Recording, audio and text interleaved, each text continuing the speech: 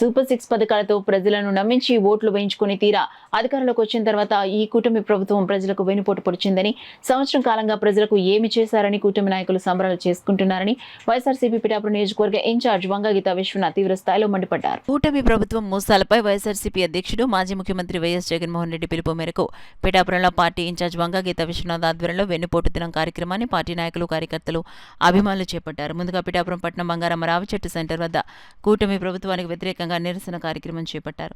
అక్కడి నుండి భారీ ర్యాలీగా బయలుదేరి అంబేద్కర్ సెంటర్ వద్ద డాక్టర్ బిఆర్ అంబేద్కర్ విగ్రహానికి వంగగీత విశ్వనాథ్ పూలమాలలు వేసి నివాళులర్పించారు. అనంతరం భారీ ర్యాలీగా బయలుదేరి దారి పొడవునా కూటమి ప్రభుత్వానికి వ్యతిరేకంగా నినాదాలు చేస్తూ తహసీల్దార్ కార్యాలయానికి చేరుకున్నారు.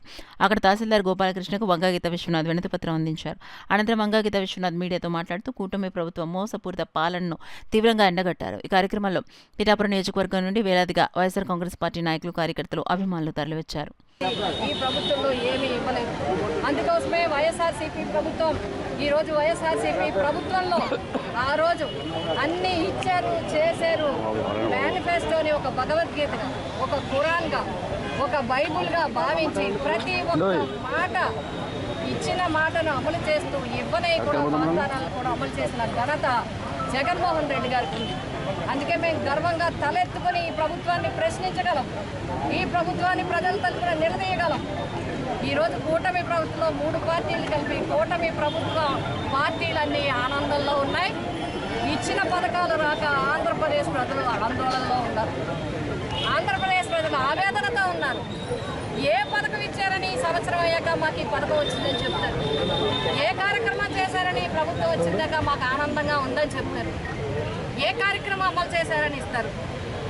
మా ఇంట్లో జగన్ గారు ఉన్నప్పుడు ఒక్కరికే ఇచ్చారు. ఇవాళ నాకు 3కి వచ్చిందని చెప్పడానికి ఉందా? ఆ ఒక్కడికి లేదు.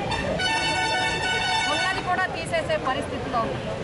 ఈ పిలుపు మేరకు పిఠాపురం నియోజకవర్గంలో ఈరోజు ఇంతమంది కుటుంబ సభ్యులందరూ గ్రామాన, వార్డున నిజంగా నాయకులందరినీ నేను హృదయపూర్వకంగా అభినందిస్తూ ఉన్నాను.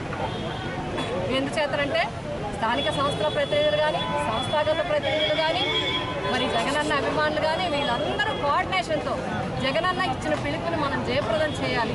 మనం కూడా భరోసాగా పేద ప్రజలకి అండగా ఉండాలని చెప్పి అందరూ ఇంత తీవ్రమైన ఎండను కూడా లెక్క చేయకుండా ఒక్క పిలుపు మేరకు వేలాది మంది వచ్చి ఈరోజు తమ నిరసన తెలియజేసి ఉప్పాడ సెంటర్లో నిరసన తెలియజేసి శాంతియుతంగా ర్యాలీ చేస్తూ మరి బాబాసాహెబ్ అంబేద్కర్ గారు రాసిన రాజ్యాంగం అమలు కావాలి మహాశయ, మహిళలకి రక్షణ కల్పించండి మహాశయ, తప్పుడు కేసులు పెట్టకుండా చూడండి మహాశయ అని చెప్పి వారికి కూడా నివాళులు అర్పించి ఈరోజు ఈ అన్నిటినీ కూడా వివరిస్తూ ఒక వినతి పత్రాన్ని తయారు చేసి ఎంఆర్ఓ గారి ద్వారా ఈ ప్రభుత్వానికి పంపించారు.